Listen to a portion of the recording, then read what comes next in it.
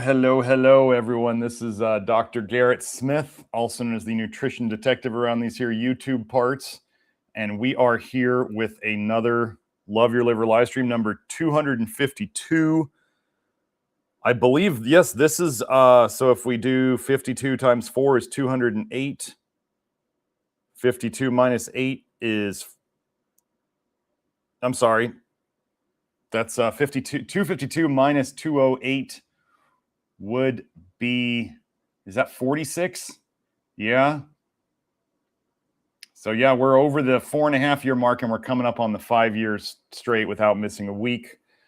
Today we're gonna go over some interesting nickel research that I have. I'm out of town. I'm in a hotel that has crappy Wi-Fi, so I'm doing it from my mobile hotspot. So if we drop anything, then that's the reason.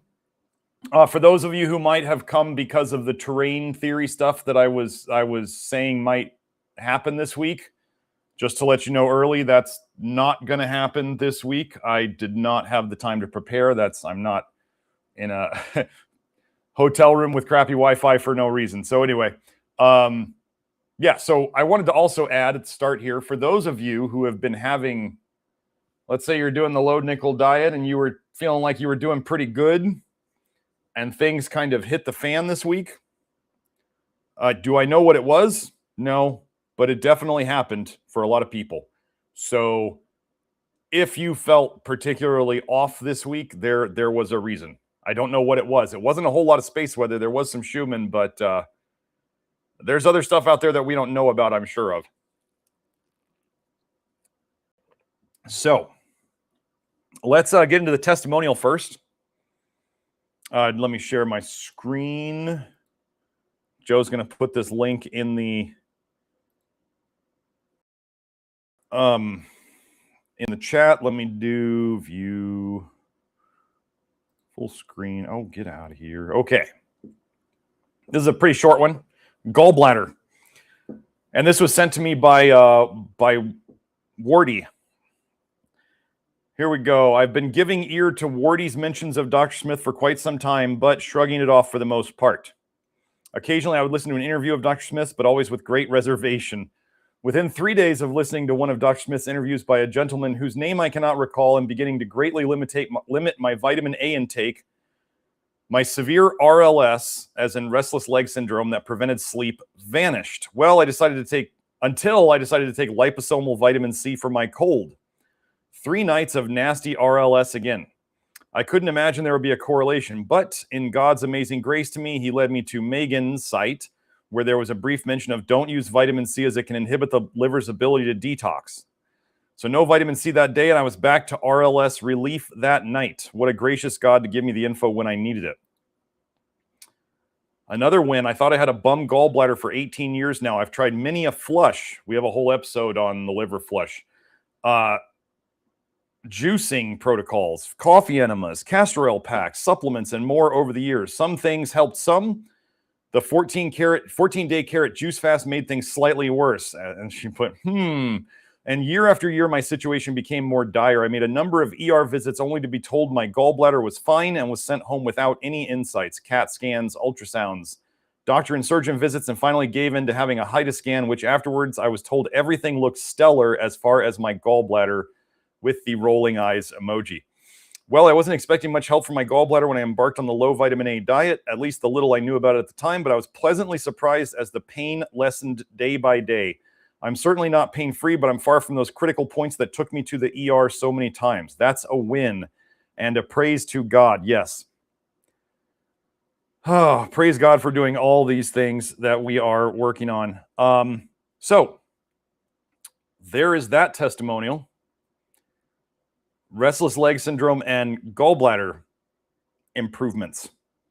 So yeah, we're not really messing around here, and people can doubt us for as long as they choose to suffer, and then when they choose to believe it and do it, then that's when they can start getting some relief. So what else was I going to do? We're going to do the live chat Q&A. Oh, I was going to go over some other things.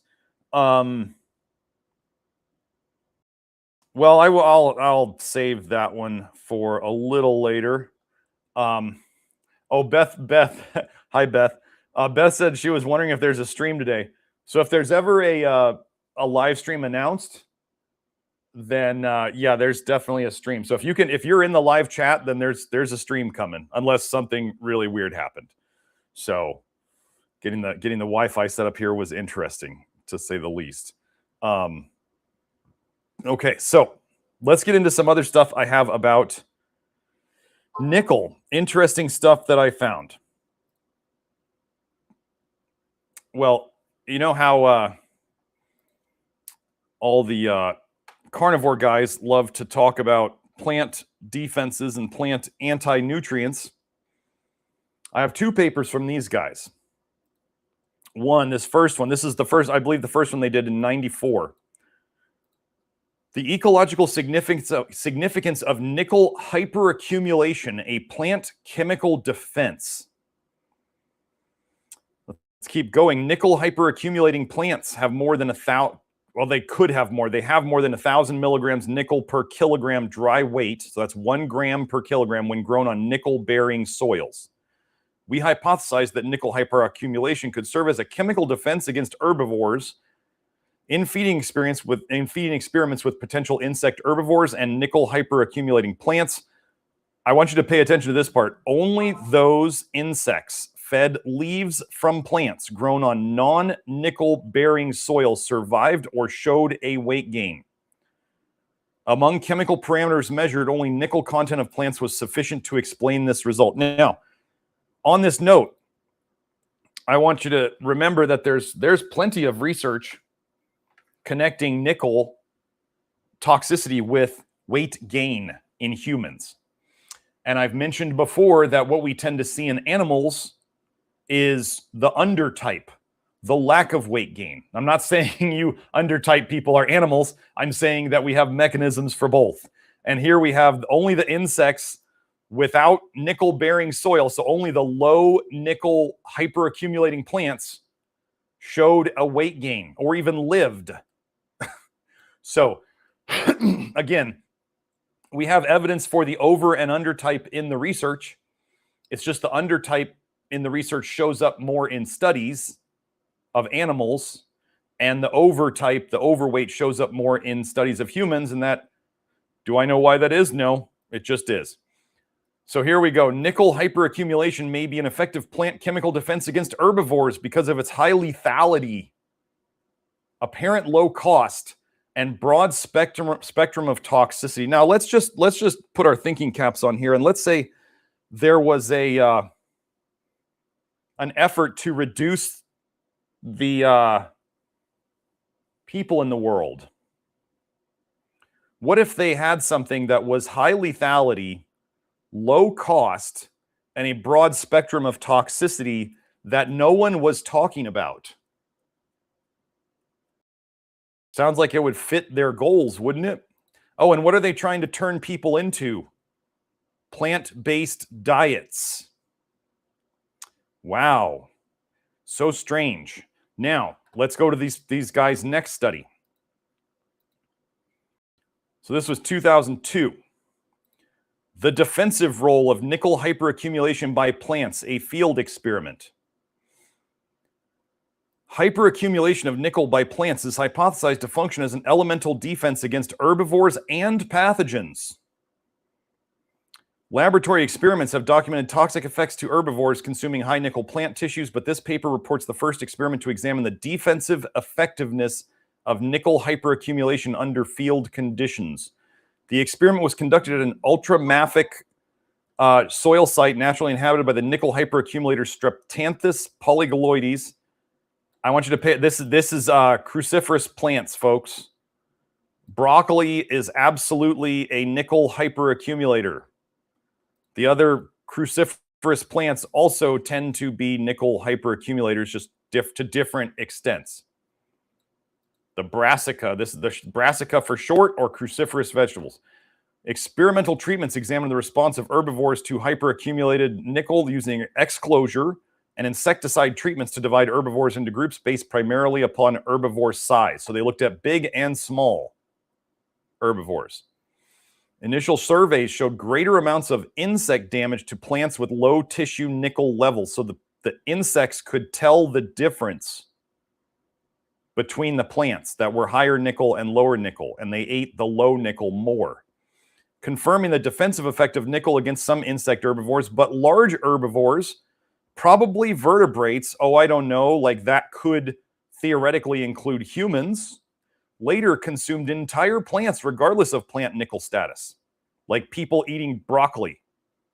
We concluded that nickel was not an effective defense against these large herbivores, probably because their diets mix high nickel S. polygaloides foliage with that of associated non-hyperaccumulating species. So when you eat low nickel foods, you are balancing out in a certain way. You're making the high nickel foods less toxic. That doesn't mean you get to avoid the toxicity, though. We suggest that such dietary dilution is one mechanism whereby some herbivores can circumvent elemental plant defenses. Elemental being foundational here. So they're saying nickel is a foundational plant defense, particularly against bugs. Okay. Oh, let me get those links for you, Joe. I saw your comments. Here, I'll put these in the chat. Oh, I know. Broccoli. Yeah, Beth was saying good thing she gorged on broccoli her whole life. Why is this not posting? There it goes. Sorry. Oh, it took a second. Okay. Joe, now you got the link, Joe. Okay. How? Oh my goodness, Joe, I'm going to send you these links over Telegram. So, because it's not posting into the chat very easily for me. I don't know why. Okay, so now I wanted to go into how they know that nickel is toxic to you. I don't think I went over this. I think I was looking for this in one of the other episodes. But this is the Proposition 65 warnings from California, like when you see those things on your supplement bottles or on your foods. Science for a Healthy California. Do they really care about you? Why am I being warned about potential exposure to nickel and nickel compounds? Nickel and nickel compounds are on the Prop 65 list for cancer. Exposure to nickel or nickel compounds can cause cancer of the nasal cavity, paranasal sinus, and lungs. Certain nickel compounds, specifically soluble nickel compounds and nickel carbonyl, are also on the Prop 65 list for reproductive toxicity. During pregnancy, exposure to soluble nickel compounds or nickel carbonyl may affect the baby's development. Exposure to soluble nickel compounds may also harm the male reproductive system. Wow. California's Prop 65 requires businesses to warn people before exposing them to a significant amount of a chemical listed under Prop 65 for cancer or reproductive toxicity. Why aren't people being warned about nickel very much? We got reproductive toxicity, so that's toxicity to the mother and the baby. We've got male reproductive toxicity, so that's toxicity to mainly the testicles and sperm is what they care about. And then we have it's cancerous. And we're not talking about it very much, are we? Okay. Actually, so it says here, normal handling of coins does not expose you to significant amounts of nickel or nickel compounds. Well, here's a funny thing. We were cleaning out an old car, and in the side doors, we found a bunch of, Joe, GLASP is not working on this page, so let me get you the link.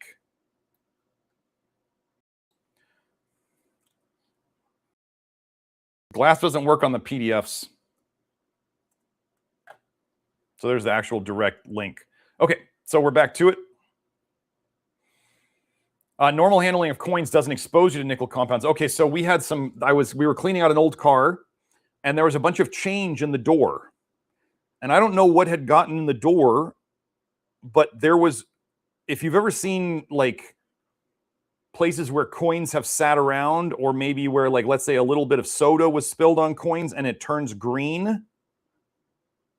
That's not likely the copper from the pennies. That is nickel turns green. So the coins are literally leaching out nickel. Okay, and you can tell by their color that they've got quite a bit of nickel in them. But how can you be exposed to these things? Oh yeah, NiCad batteries, unless those break open, you're not being exposed to that. Okay, so you can be exposed by inhaling nickel or nickel compounds or by inhaling particles that contain them. You can also be exposed by swallowing dust that contains nickel or nickel compounds. Okay, so they know how toxic this is, right? Tobacco and cannabis can be contaminated with nickel and other toxic metals that are present in the air, soil, and water that they're grown. Smoking tobacco or cannabis or inhaling secondhand tobacco smoke or cannabis smoke can expose you to significant amounts of nickel or nickel compounds. These plants are hyperaccumulators. Tobacco and cannabis and hemp, whatever you want to call it, that makes you feel better about it, they hyperaccumulate nickel. And they know that you are inhaling it. And wait until I get into the studies showing nicotine makes nickel worse, and people are out there gargling up what Dr. Artist says about nicotine being good for you. Okay? This is all a grand plan. A grand evil plan. The nicotine push. I bet there's some way that methylene blue interacts with nickel. This is planned, folks. The foods they push on you, allowing, the forbidden fruit cannabis to become legalized all of a sudden, pushing all the hallucinogens. This is all a plan. So nickel and nickel compounds, dust and fumes from metal production and processing, and from nickel refineries. So if you live in, even if you don't know if you live in areas close to these, you will be breathing them in. And they specifically say here, during pregnancy, nickel and nickel compounds can pass from mother to baby through the fetus, or through the placenta, and it definitely comes out in breast milk. So this is the way California says you're exposed to nickel or nickel compounds. Breathing air, inhaling tobacco or cannabis smoke, swallowing nickel or nickel compounds transferred from the hands to the mouth from dust. They don't mention foods, which is the biggest source, but they're not really into foods. They're into these other things. So they're saying to not smoke, but yet it's all legal. And when have you ever heard about a nickel warning on cigarettes or cannabis? Okay, so Prop 65 has plenty of stuff on nickel, but they're just not telling anybody. This is how you should know. They know it's toxic, and they're just not telling you. Or they'll say, oh, well, it's tobacco smoke. Well, it's not that you're not ingesting the tobacco, you're burning it, so it's not going to count, or something like that. I don't know what they're doing. So let's get into some other stuff that they've made popular and legalized. Heating oil corrosion by e-liquid containing nicotine lactate salt, and in vitro and in vivo evaluation of nickel leachate, nickel leaching into e-liquid and e-cigarette aerosol. They know that this is happening. Let me get this for Joe. There we go. Now, I didn't highlight this one, but we'll just basically go to the end.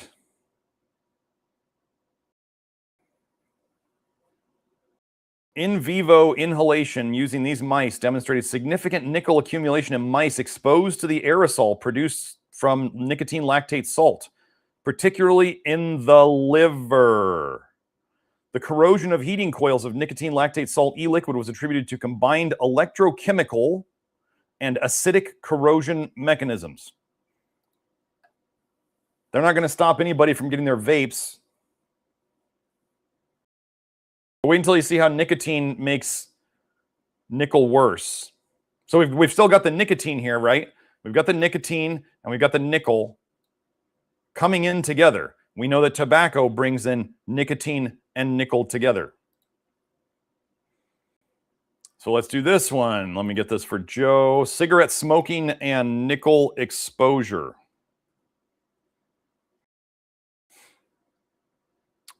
The tobacco plant contains nickel and several other toxic metals, most probably absorbed from the soil, fertilizing products, or from pesticides. Gosh. You know what I've heard about legalized cannabis is that the amount of stuff they're putting on legalized cannabis in terms of toxic pesticides and additives and all this stuff that they're spraying on this stuff is you don't want to touch it.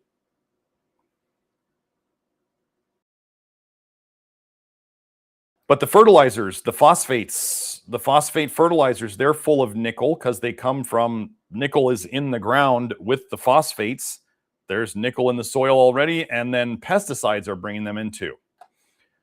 It has been stated that nickel in a burning cigarette might form the volatile gaseous compound nicotetracarbonyl and thereby be introduced into the respiratory tract. Accordingly, the main objective of the present study was to find out if nickel content on inhaled smokes from inhaled smoke from ordinary cigarettes and nickel-contaminated cigarettes handmade by nickel process workers. So I guess there's a nickel process cigarette? Is that what I'm reading? I don't know enough about it. Might be a supplementary source of nickel exposure to cigarette smoking process workers, leading to additional risk of occupational respiratory cancer in these workers. So they were in Norway. I want you to pay attention here, though. The nickel concentrations in blood, plasma, and urine were quite similar among smokers and non-smokers. 6.2 and 48.1 in smokers and 6.4 and 50.5 in non-smokers, respectively. This is why I'm not going to waste a whole lot of time. If you guys want to do blood and urine nickel tests, that's fine. But they're literally showing that even when smokers are being exposed to significantly more nickel, it's not showing up in their blood and plasma. Or, I'm sorry, blood, plasma, or urine. Sorry, it's not showing up in their blood or their urine. Where is it going if it's not in the blood or the urine? It's getting stored. You just saw that last paper where I was talking about it went to the liver. Kelsey and I and Joe, thanks to Joe's help too, we are accumulating the research on how badly nickel inhibits detox. So nickel inhibits detox all by itself through multiple avenues. It specifically inhibits vitamin A detox multiple places. And so everybody's wondering, why is the nickel dumping and detox so harsh from this process? Because literally, as we are figuring out, folks, by getting the nickel out of your diet, you are taking the parking brake or the emergency brake off of your detox systems, and your detox systems start running full bore. Nickel inhibits detox massively. And that is why it takes 2 to 4 days for the symptoms to show up when you take out enough nickel from your diet. And it's also why it's probably a good idea to go through it stepwise, taking one thing out at a time and waiting for that to, if you go back an episode or two, taking one thing out at a time and watching for things to calm down before you take out the next thing. If you want a gradual and easy route, if you just want to, yank the cord and go full bore, it's rough. You can do it, but your, detox the nickel detox is rough. And it's not necessarily a month of hard detox feels like forever. So, continuing, we recovered 1.1% or even less of nickel in the mainstream smoke after smoking the entire cigarettes without leaving any butt. Most of the tobacco nickel was recovered in the ash. We concluded that the inhaled nickel in the working atmosphere is probably the main source of nickel exposure to the respiratory tract in these workers. Pay attention. It remains to be determined why cigarette smoking still seems to be the decisive cofactor in the development of respiratory tract cancer in nickel workers. What is in cigarettes and nickel workers? Can you say nicotine and nickel? Okay, let's keep going. I bet Artist doesn't share this research with people. Oh, toxicity memory. Nickel-induced transcriptional memory in lung epithelial cells promotes interferon signaling upon nicotine re-exposure. Wait, nicotine and nickel have special interactions? Wow. Weird. Here you go, Joe. Exposure to nickel, an environmental respiratory toxicant, is associated with lung diseases, including asthma, pulmonary fibrosis, bronchitis, and cancers. Our previous studies have shown that a majority of the nickel-induced transcriptional changes are persistent and do not reverse even after the termination of exposure. This suggested transcriptional memory where the cell remembers past nickel exposure. Gosh, that must be something pretty nasty if the immune system is trying to remember it. And the genetics are trying to remember it. Nicotine, an addictive compound in tobacco, is associated with the development of chronic lung diseases, including COPD and pulmonary fibrosis. Our results show that nicotine exposure upregulated a subset of genes only in the cells previously exposed to nickel. Therefore, our results suggest that nicotine exposure of lung cells that retain the transcriptional memory of previous nickel exposure could result in increased susceptibility to developing chronic inflammatory lung diseases. Now, so they're thinking that, like, right, if people stop smoking, if they stop smoking and then they're not including the nickel that people are eating here. Does that make sense? So they're thinking that all the nickel, just if you're not taking it in, well, the problems, they're saying the problem doesn't go away. The problem doesn't go away because people are still eating far too much nickel that is keeping the problem in their system. Do you remember from my hair test where when I was not on the low nickel diet, my hair nickel was relatively a lot lower. And then all of a sudden, when I took out the nickel, all of a sudden it all came out. So do you understand why you're not seeing it in the blood or the urine necessarily, but we see it in the hair? It's just coming out certain routes. It is coming out, but it doesn't come out until you take it out enough, or you take it out piece by piece. So then you start reducing the amount of nickel coming in, and then your body starts saying, okay, we can start moving this out. This is really important. This is why they could say that they don't see any changes in the genetics, but there's still nickel in there.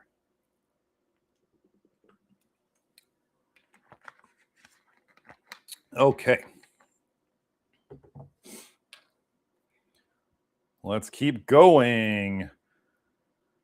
The accumulation of nickel in human lungs. This is the nickel cough, folks. Those of you who have had a cough, either from eating too many nickel foods, like the high soluble fiber foods we used to love so much, like with the oats and the barley and the beans and all that stuff. And you may have developed a cough, or you felt like you got colds that were just a cough, or you started the low nickel diet and you got a cough.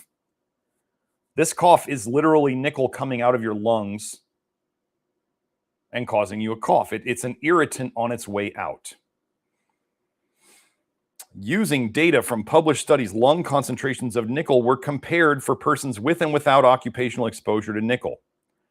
As expected, the concentrations were much higher for persons with occupational exposure.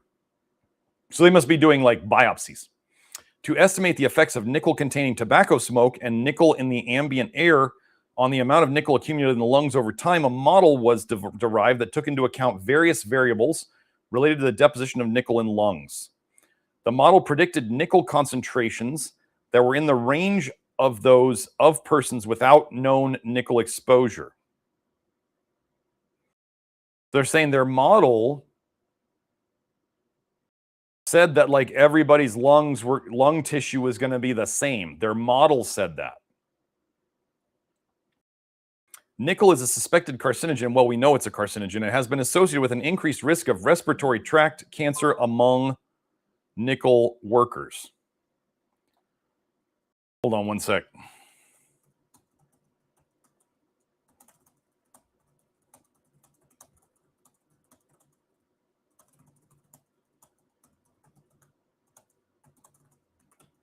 Sorry. Okay. So we got that. Now that's what I have so far for the research I had. Vedant made a comment. Nickel cough is eerily similar to what I got when I used to vape during my dumber college days. Great observation, Vedant. Yeah, it's oh man. Yeah, no, great observation. This is where and another one. JH422, the onset or diagnosis of sarcoidosis often appears following smoking cessation. So when you stop intoxing, you start detoxing, and it can cause damage along the way, but it will fix itself, hopefully. That's what we're trying to do. So this is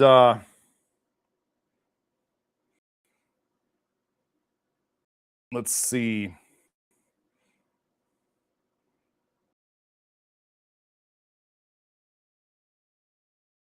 Archon of J-Day says there's copper pots and stainless steel has nickel in it. Yeah, except for that one business that makes cookware. I want to buy a set of their cookware. Got a link for that. Joe, if you have that Home Chef link, it's not an affiliate link, folks. It's on Amazon. It's Home Chef, HOMICHEF.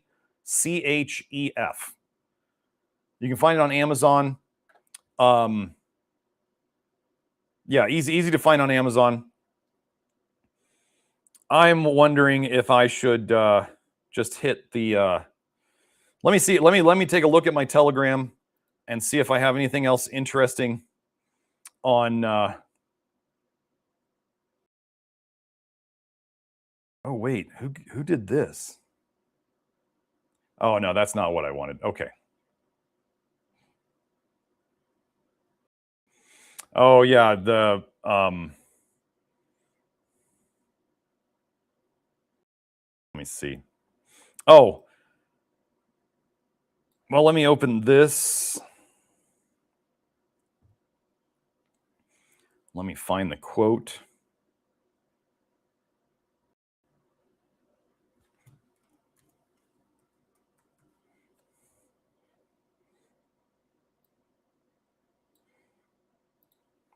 Okay, here, let me share my screen, Joe, and then we'll go to this one. Okay. Joe, let me get you the link. Oh, this is going to be a lot of clicking back and forth since I don't have my two screens doing this.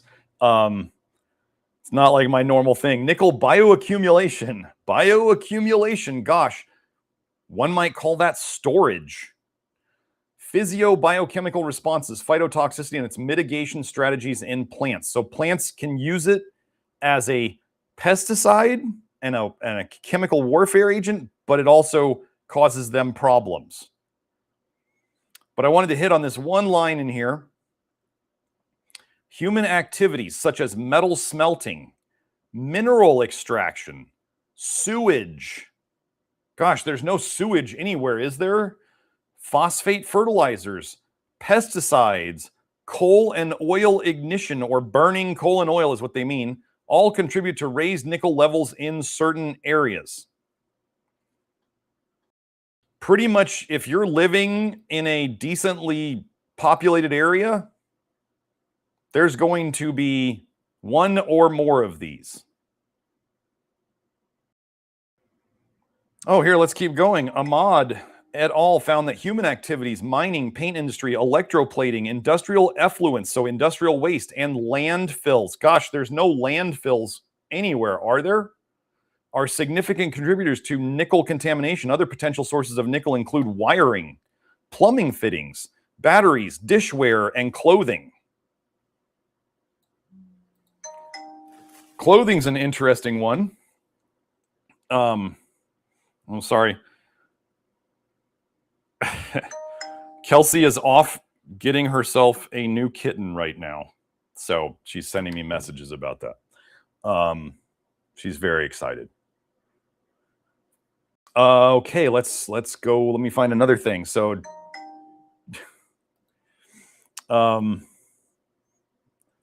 let me find the next thing. Oh, yes. Let's go to this one. Brewed Robusta coffee increases nickel ion release from dental alloys, an in vitro study.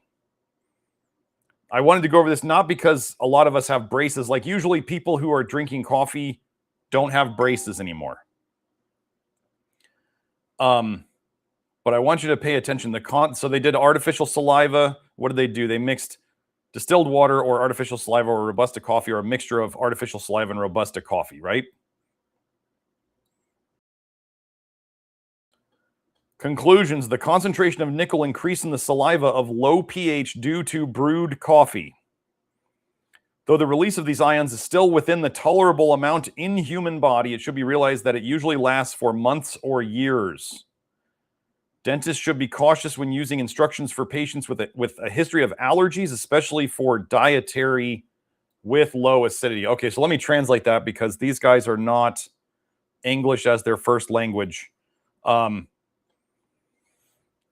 thing I wanted to point this out to you folks is that, like, think of, let's say you're still drinking coffee or other acidic drinks, and you're getting it from, I don't know, let's say Starbucks or your local coffee shop or whatever. What I'm saying here is if they're showing that the coffee leaches nickel from stainless steel. So if you are drinking coffee that has sat in stainless steel that you know about or you don't, especially like something that sits around like, oh, I don't know, nitro cold brew or other cold brew or stuff that is literally sitting in a stainless steel pot. Yes, the cold makes it less leaching. However, the acidity is still leaching. So this is important. Hold on, let me turn off my my ringer on my phone. There we go. Okay. So that's all I wanted to mainly point this out in terms of coffee. I mean, of course, when do orthodontists ever tell kids don't eat acidic things with your braces because you'll literally leach? They don't tell kids not to eat hot things. They don't tell kids not to eat acidic things. Orthodontics is a lot like most of dentistry where they really don't have any idea of what they're doing in the body, whether they're changing your structure. If you haven't seen the Reviv Mouthguard episodes I did with Ken, they're changing the structure of the skull, which affects the entire body. They're poisoning them with nickel, and they don't even tell, oh, don't eat sugar and brush your teeth after every meal. Like that's the extent of the advice these folks are giving kids. They don't, not that the kids would necessarily follow it, but at least they could give the advice to the parents, say, don't eat acidic things, and really hot things are going to leach nickel too, so don't do that. It's almost like they don't care. So,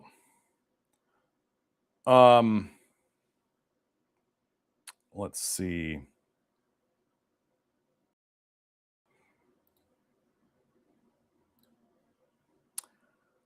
Thought we'd hit this one. The mechanism of malignant tumor induction by nickel subsulfide.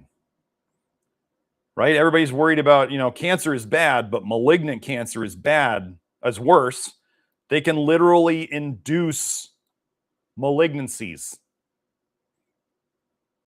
Are we starting to realize that they've known the cure to cancer for a very long time?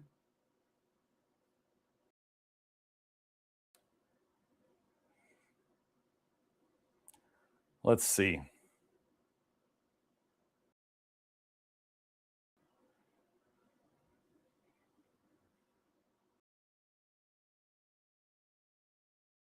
The long latent period, that means that the time between when the nickel was put in them and the time that the problem showed up.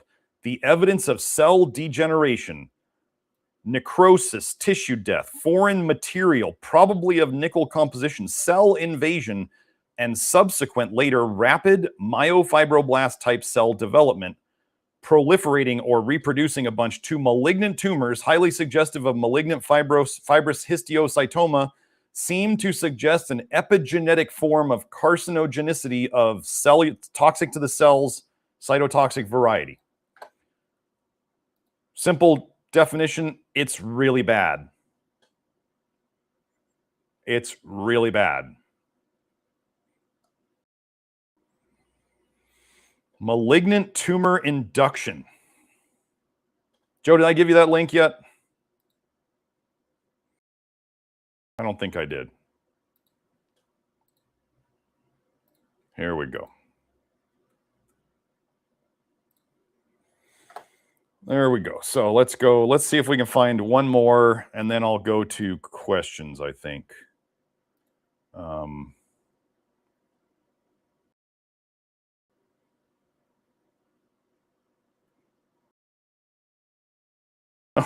well, while we're on that topic, here's a fun title. Nickel-induced malignant tumors. A series of malignant tumors experimentally induced by implanting nickel 3s2 and gelatin capsules into the right hind limb of Fisher 344 rats is described.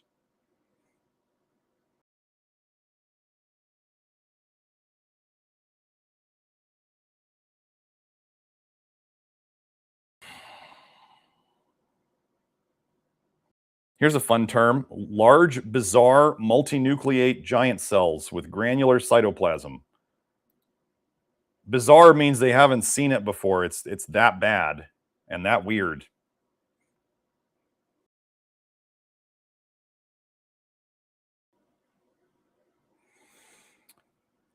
The appearances of the experimentally produced tumor are compared with certain tumors found in humans and also in experimentally induced tumors by Maruyama et al. Designated as malignant fibrous histiocytoma. They find these tumors in humans as well. Oh, don't forget, breast cancers had higher nickel in them than normal breasts. So let's see.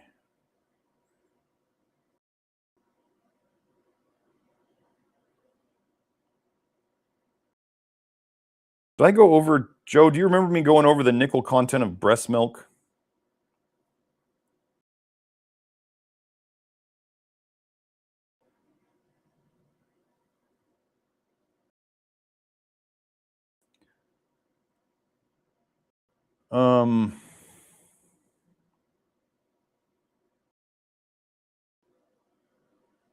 I think we may, yeah, I think we're going to go to the Q&A.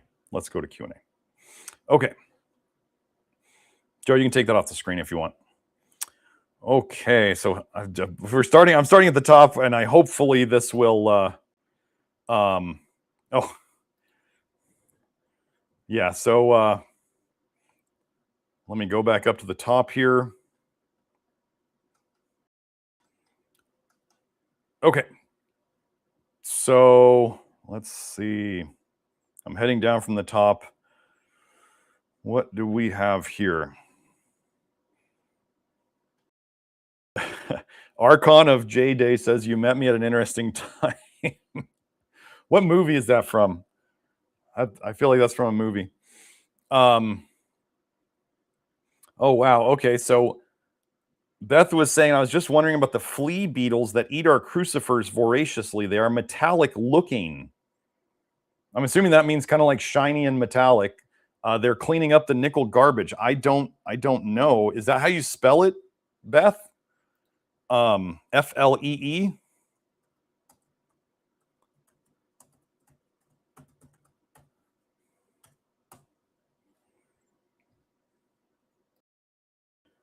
Let me see.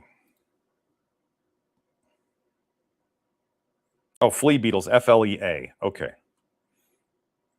Well, I'm not seeing anything connecting them with nickel. But there was something in one of the papers where there was, let me see if I can find it. Okay, yeah, here, let's go back to this. Joe, show this again. Oh, no. That was, I'm sorry. This is not what I misread it. This was the other part. When subjected to herbivory by lepidopteran larvae, plants grown on nickel-amended soil showed greater survival and yield than plants on unamended soil. So they fed in the plants, they put nickel in the soil, and these plants survived better and had a better yield overall. The amount of plant that was left than the plants on unamended soil. So the nickel did its job in defending them from these larvae. That's what they were saying. I thought it was somehow showing that that the nickel helped a certain species, but no, that's not what I saw. Sorry about that. Okay. Marcon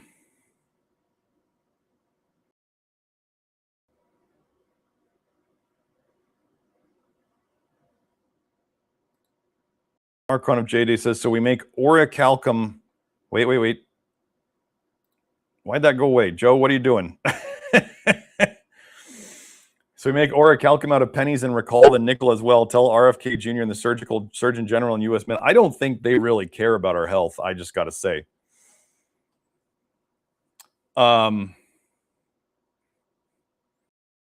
Okay. Michael H. says a recommended site for the three-letter supplement that we shall not name sells citric acid to mix its precursor with. Given the way they manufacture citric acid, is there an alternative you would use? Well, you're gonna. I mean, there's hydrochloric acid. Some places literally sell it's much more dilute than the citric acid because it's a stronger acid. And Kelsey has mentioned using nicotinic acid before. And some people have experimented with malic acid. Do I know the proportions on these? No, I don't. You're going to have to do some AI research or something like that. And I'm taking no responsibility for whatever you find in your adventures. But there is diluted hydrochloric acid sold out there. Some people use the, what do they call it? Part 1, and they just take it orally and in water, and then they let their stomach acid do the work, which is hydrochloric acid. So that's what I got for you.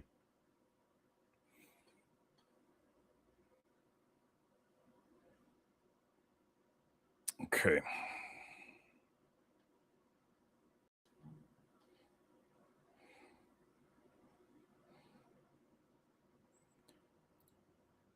Hello, Casey. No, Vedant asked, dumb question, is psyllium husk low nickel? I've realized I've been taking it daily on my low nickel diet. If it is an offender, then deleting that would lead to pretty strong symptoms, I presume. I'm putting it this way. It's psyllium seed. I am personally not eating seeds during the strict phase. I'm beginning to wonder if some plants use soluble fiber as a defense against excessive nickel in the soil. Just like you just saw that the body of animals in these studies, when they put too much nickel in them, will make tumors and cancers and malignant tumors and cancers to put them in other parts of the body. So why can't plants make storage areas for toxins themselves if they're exposed to toxins? Right? So I'm not saying that fiber is bad per se. I'm saying that, you know, plants have defense mechanisms to survive too. I am not messing with any seeds or nuts on this plant. And most psyllium husk seed, whatever, is grown in India, and there has been lead concerns about it. And I'm not messing with psyllium. I'm probably just not messing with it anymore. I don't see any reason to when you can get organic apple pectin on Amazon for cheap. Or, as we'll talk about in a second, the potential for sodium alginate. Definitely not a dumb question. So I'm not messing with it. That's one of those things. That's where I say, like, I am going by if the generalities of high nickel foods, the biggest generalities that we can make. Whole grains, and this has been in studies since the 1960s. Whole grains, beans or legumes, nuts, seeds, chocolate.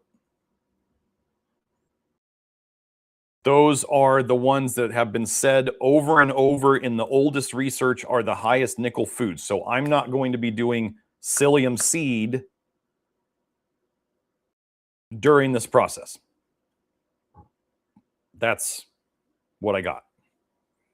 Up to, remember, if you've been doing it, Vedant, and it's been, and let's say you've been having some detox symptoms already, I know you have. You may want to wait until your current detox symptoms calm down before you take that out, because you may have a whole nother level of them show up, another level of symptoms show up. Okay. Okay, just Andy. So we'll get into the sodium alginate now. Been experimenting with sodium alginate slime body wash to remove nickel. Call me crazy. We're all kind of crazy here, aren't we? Okay, sodium alginate. Let's go over this, folks. It is the extracted polysaccharide from seaweed, probably mainly kelp, because that's the cheapest one they get. It is, somewhat purified. It is purified. That's why it doesn't have a whole lot of color. Pectaclear has modified sodium alginate or modified alginate in it. It doesn't say sodium alginate, it says modified alginate. Now they're breaking down the alginate into a bit smaller pieces so they can get better absorption.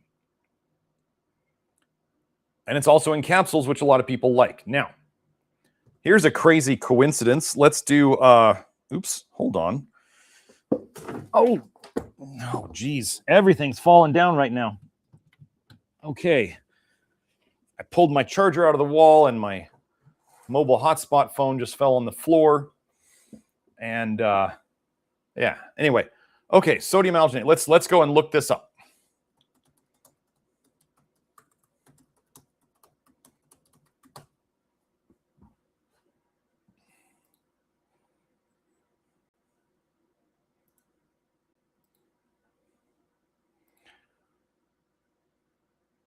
More evidence of alginate grabbing onto nickel. Okay, so let me zoom in a bit on this. I'm not really going to spend too much time on this paper because the title says enough. Rapid relief of GERD symptoms with sodium alginate antacid suspension, an Indian real-world evidence study. Alginates grab onto nickel in your digestive system. That is what they do. You can go and look up more here. I'll go and find another paper on this. Let's see. We'll find multiple papers.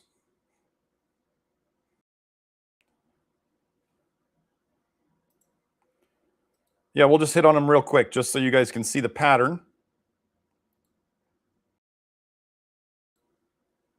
So we got this one, the rapid relief of GERD symptoms with sodium alginate.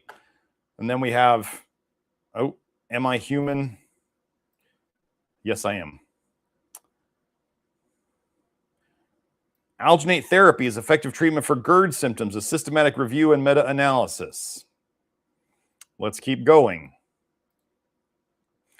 An evaluation of the anti-reflux properties of sodium alginate by means of combined multi-channel intraluminal impedance and pH metry, as in acid-base, acid-alkaline.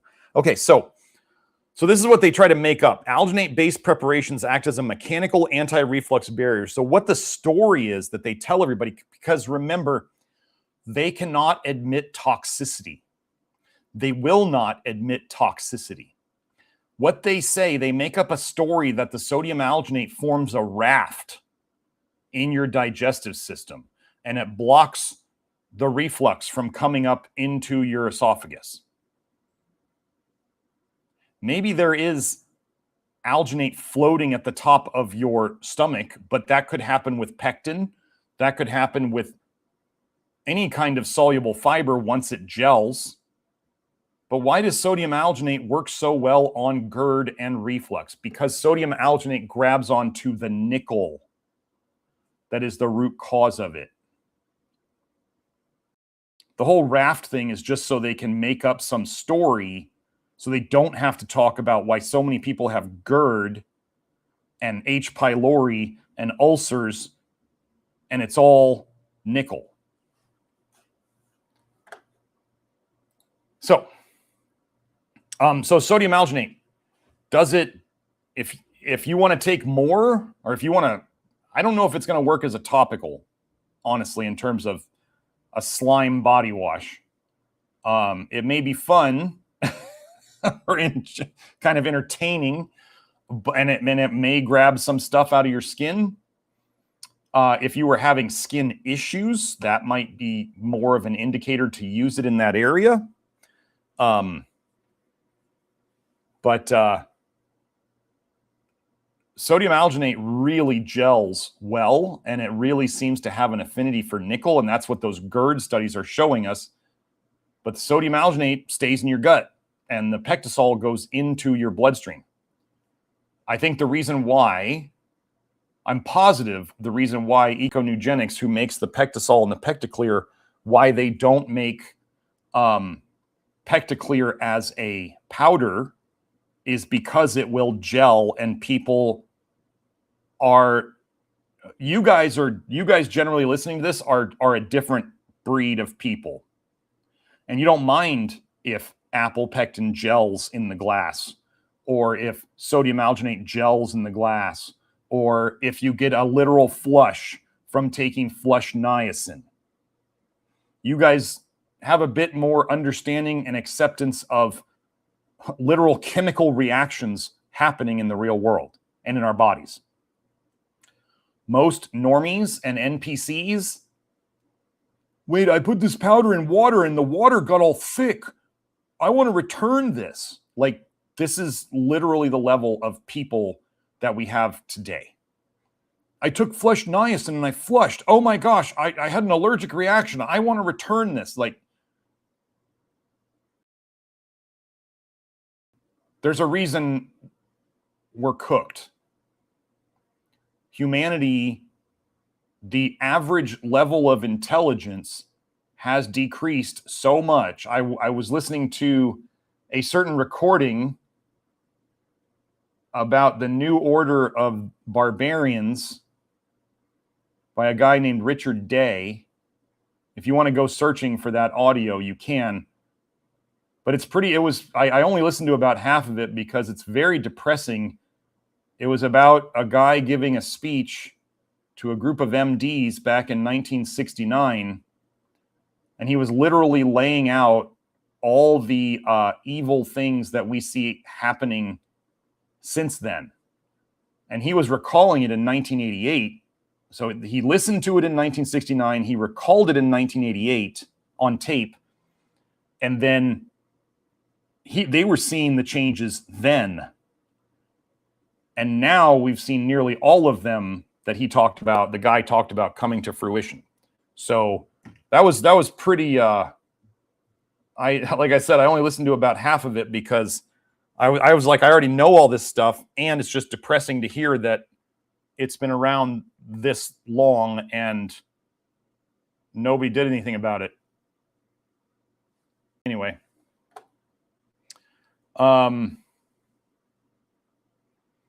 Okay, let me answer that question. Vedant, it's not that Pecticlear is milder on the body than Pectisol. No, this is a misunderstanding. This is a misconception. Okay. What happens during any type of detox? Well, first of all, nickel accumulates in two main places first in the body. One is in the skin, and one is the gut. Okay, that's like why GERD is nickel related. GERD is, I believe, literally nickel coming out of the gut into the lumen of the gut, the open space of the gut. and then irritating. It's like when the nickel comes out of storage, then it irritates whatever part of the body it came out of. Okay? So let's say during GERD, you unleash, your body unleashes a bunch of nickel into the lumen of the stomach, into the open area of the stomach. Okay, so it was in the tissues of the stomach, and then it goes into the contents of the stomach, where it's irritating everything. So sodium alginate goes into the gut, the stomach, and it absorbs, adsorbs, doesn't really matter, the nickel. And so the nickel stops irritating everything and causing problems. And then what happens is that nickel is stuck, bound well in the alginate, and then you poop it out. Why is this important? This is important. The nickel thing is important in exactly the same way as bile. We want to, if the best way we can detox the gut is to poop it out, right? We want to poop it out. If we don't poop it out, we reabsorb it and it goes right back up to the liver. Okay, so why does Pectaclear reduce symptoms so much more than Pectisol does? Because if you're detoxing nickel and some of it is going in your bile into your gut, or you're literally detoxing your gut cells into your gut, you're going to reabsorb some of that. What is the Pectaclear and the alginate in the Pectaclear particularly good at grabbing in the gut? It grabs onto the nickel. If the alginate grabs onto the nickel, does it get reabsorbed? Can it be reabsorbed? No. So it is making sure that whatever is being stirred up is making it out. The part that's in your gut is making it out in your poop. That's why. So it's not that Pectaclear is milder. It's that Pectaclear makes sure the full job gets done. I hope that makes sense. Okay. So let's keep going. Artists here. He says live is awesome. Oh, well, thank you. Thank you. Hello, everyone in chat. Just say hi to everybody. Oh, Joe said it's HOMI. Home is Chef Cookware should arrive any day now. I've been using it and I just want to tell you guys, try to do the seasoning at least once. But what I will tell you about those Home is Chef pans, if you want them to stay looking nice, and you're kind of like the type who's like, I'm going to wash them with soap and a sponge, I don't care. If you want to do the fancier washing and whatever, that fine, do it. I'm not going to do it. I'm going to wash the pans with the rest of the stuff in my sink. There's only so much I'm going to do. But if you wash off the Home is Chef pans right after or soon after you use them, stuff comes off very easily. Like almost non-stick easily. If you leave it on there, the pans are not going to, if you're the type who just leaves the pans on the stove for days before you finally get to them, they're going to get some stains or whatever you want to call it on them. They're still fine. They just don't look as pretty. Okay? But yeah. Okay. Oh, see now, Joe, it just restarted all my chats again. I don't know, man. Let me open up the... I don't know if I can open up the chat now.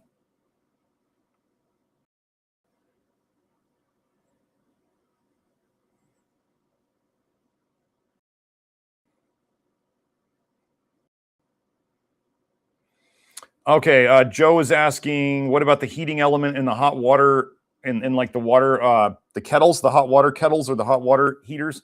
Probably either aluminum or stainless steel with nickel. Okay, so what, some of those kettles, they have, the bottom of them is stainless steel in contact with the water. And some of them have glass, like the glass is continuous and the glass is on top of the heating element. I would really try to get the one where the water is in glass completely and not touching whatever the stainless steel stuff is on the bottom. I don't want to make people go and replace their electric kettles or whatever. However, if you're trying to, I mean, most of us leave the water in the kettle in between. So we're leaving the water in that kettle for who knows how long before we heat it up. But even if you use it every day, you've just left water in there for 24 hours at minimum, and it's soaking up nickel. LeBrad. So just you can look up like nickel-free electric kettles, and or you can go on like Reddit and search there, even though Reddit's full of mostly crazy, whiny people.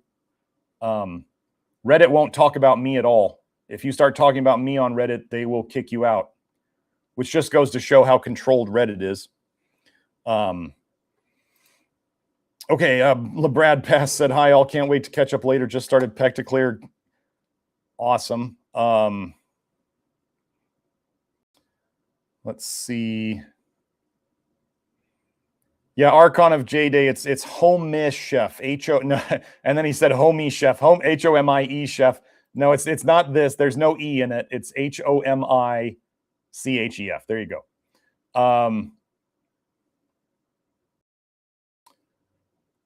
Okay, Beth says, I may have asked already, but would potassium malate push detox? I've backed out of glutamates and most niacin with this most recent dumping. Beth,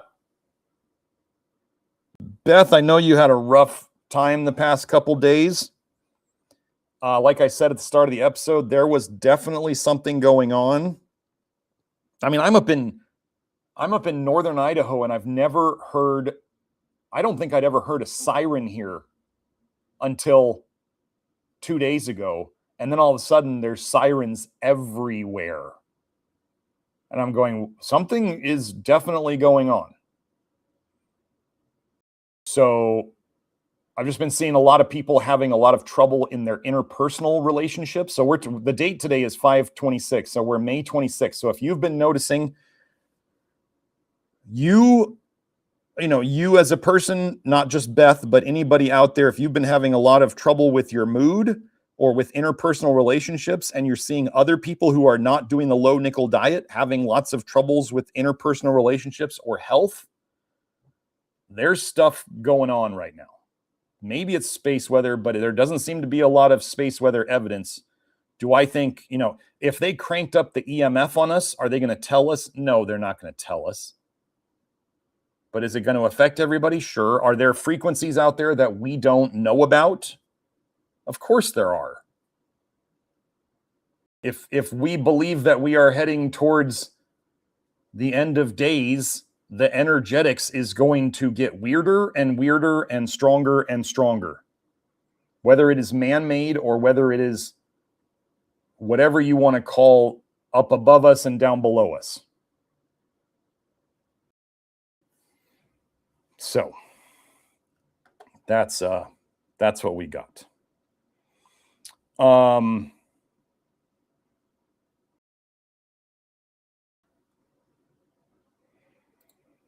Okay, JH added, it has been shown that people with an allergic reaction to palladium also react to nickel. Well, I think I'm thinking that nickel is the main crux of it all. It's the one that we're exposed to the most. And I think that by working on nickel, like I'm not here trying to make people are out there they're going, oh, now we got to avoid nickel. Now we got to avoid chromium. Now we got to avoid this. And I go, okay, you're not going to have anything left to cook with, and you're not going to have anything left to eat. And what we have always tried to do is hit on the biggest rocks, the biggest toxins. We as humans are designed to detox. We can detox a lot of stuff. We don't need to focus on every single little toxin. We need to focus on the big ones that are really, when you guys see how nickel interferes with detox, which will probably be, we'll probably do the nickel and pathogens and bacteria and yeast and all that this coming week. And then we'll do nickel and how it affects the detox pathways the week after that. And when you see the detox pathways, you will understand why when you take nickel out, the detox starts aggressively. Because your body's just cleaning up all the waste. Oh, wait, Gem Fairy's here. Hi, Gem Fairy. Hi, Kelsey.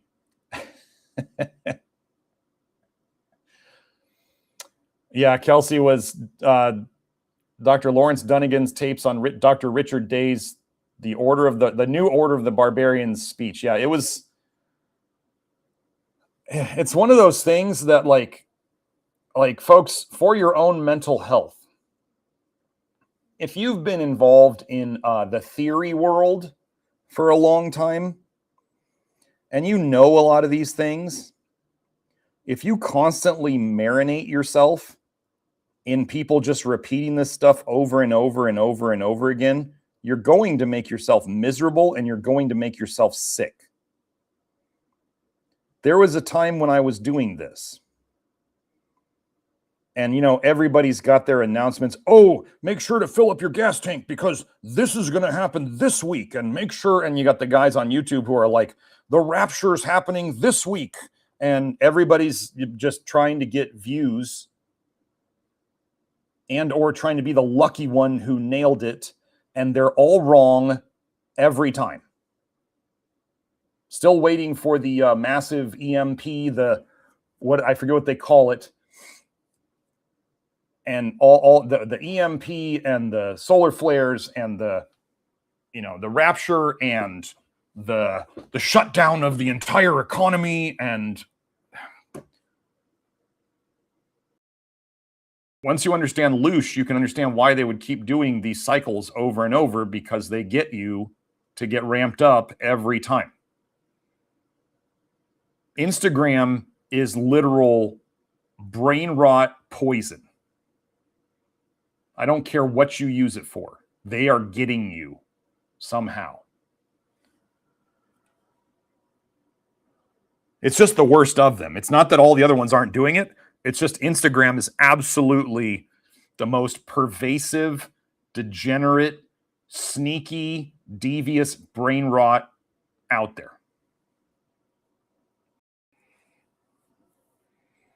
Okay, Just Andy says, I have to say alginate slime body wash makes my skin feel clean and smooth once I washed it off, plus it's cheap. Well, if you want to give your recipe, Just Andy, feel free.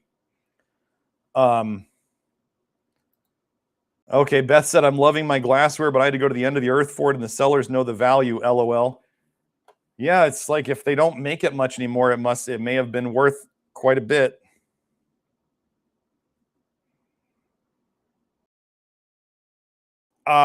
Fernando asked, am I going to see the new Odyssey movie? I don't know which. I'm not familiar. I don't follow movies anymore at all. I don't know which one you're referring to, Fernando.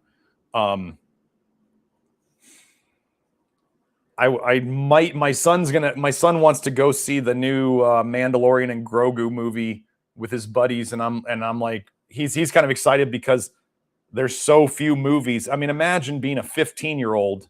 I can't imagine back when I was a kid being 15 years old and being like, all the movies suck and are not worth seeing. But that's the way my son is these days, which I'm really proud of.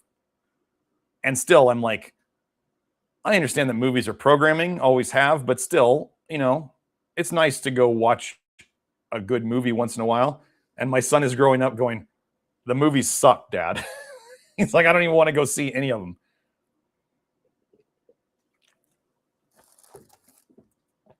So, yeah.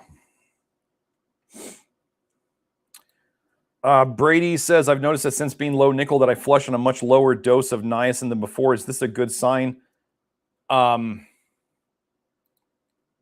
Gem Fairy says, I've also noticed this. I've noticed at different points of the low nickel diet that I've felt like I flushed a lot less, and I felt like I flushed more easily. So I don't know. It's probably wherever the nickel is detoxing from more at the time. If you've got more nickel in your skin that's coming out, then you'll flush more there. And if you're detoxing another part of your body more at that time, then you'll flush more in that other, or you'll flush more in the other part, but you won't feel that. Oh, Heather Parker says, I use my Home Chef pot to boil water. Who needs a kettle anyway? Yeah, I really like the electric kettles because it's the old set it and forget it. You just hit the button and then come back when it's done, and you don't boil off all the water, or like I get distracted very easily. All of a sudden, somebody texts me with something I got to do, and then I go and do that, and then I forget what I was doing. So I like the kettle because I can just leave it.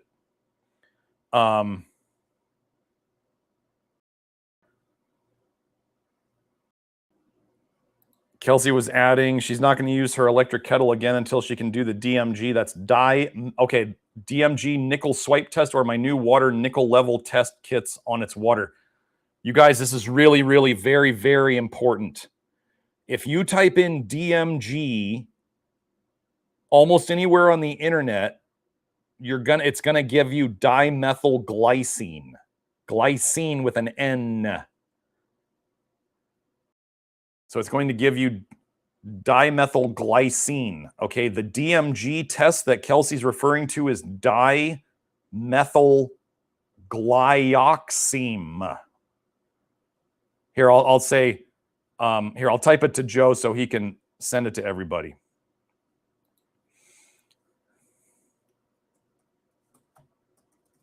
Hold on.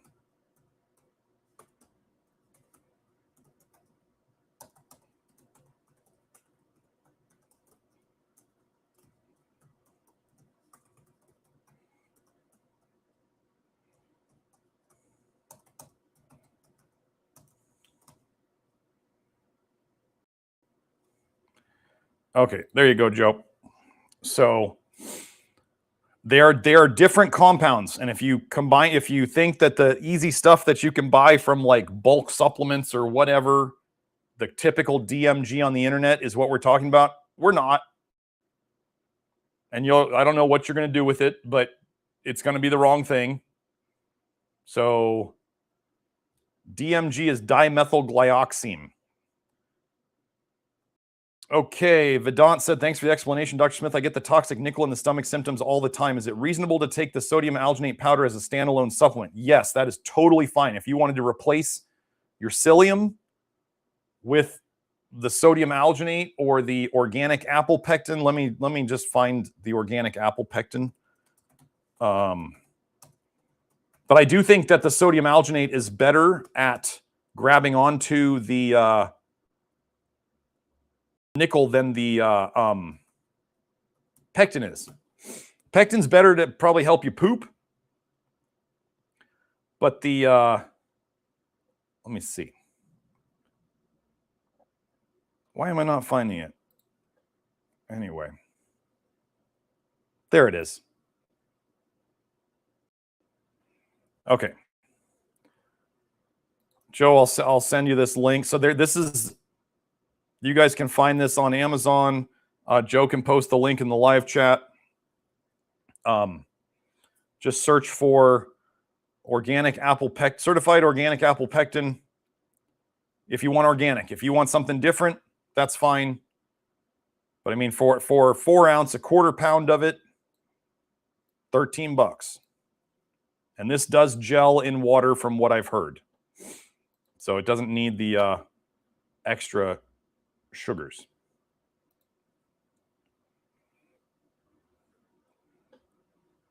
So when you're looking at that thing on the screen, what Joe put, DMG dimethylglycine is the supplement, and the second one, dimethylglyoxime, is the nickel test. So don't get those confused. And no, dimethylglyoxime with an M, the nickel test, is not sold as a supplement. It's sold by chemical supply companies.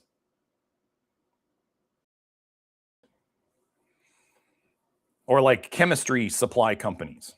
Okay, so back to Vedant's question. Yes, Vedant, people use the sodium alginate as a standalone supplement for GERD all the time.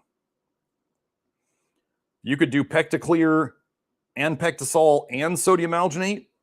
You can mix and match these to work however you want. But yes, I would definitely say the other thing, Vedant, is that zeolite is very helpful for the stomach symptoms. So if you're getting gut symptoms, our zeolite with a Y, you can pop a scoop of that in water down, and that can be really helpful. You could do that plus sodium alginate to grab onto stuff together. The stomach symptoms are some of the first to go away generally, because that's where you dump from first. But so just so you guys know, if you get GERD as part of the low nickel diet, that's the nickel coming out. If you get a low appetite during the low nickel diet, that's the nickel coming out. If you get nauseous, that's the nickel coming out. It is the highest in your gut tissues because that's where you eat it. So that's where it accumulates. Okay. Okay, just Andy says, I just use about 1/5 teaspoon of alginate. I'm guessing, so 1/5 teaspoon of alginate in some water. Is that, you're saying, I hope it's pure enough, it's pretty thoroughly dilute by the time it goes down the sink. So you're mixing just 1/5 of a teaspoon of alginate with some water, I'm guessing, just Andy, is that right? And then you're rubbing that slime on your hands or your body, and you like the way it feels so far? I got no problem with that. Okay, he says he leaves it on for about 4 minutes before he washes it away. Sounds fine. Aw. Hi, Kelsey.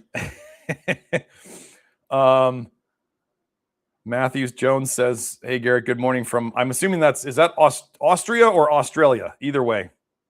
Hello. Okay, JH said, thanks. I mentioned palladium as nickel is frequently found alongside palladium in nature. Yes, copper and nickel are frequently found together. It's pretty nasty stuff. This phosphate mining, especially where they get all the phosphates for the fertilizers, there's nickel all over that place. Oh yeah, Kelsey was saying the 3 days of darkness that people keep waiting for. When's the 3 days of darkness going to happen? When do we get to stop trusting the plan? Oh God. Anyway.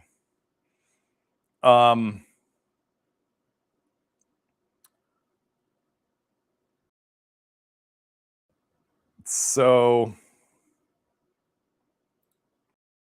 Matthew Jones says, just thought of this Crestor 10 milligrams cholesterol meds. How bad is it? My mother is on it. Well, I would bet here. Let's go do a quick search. Let's go do alginate cholesterol.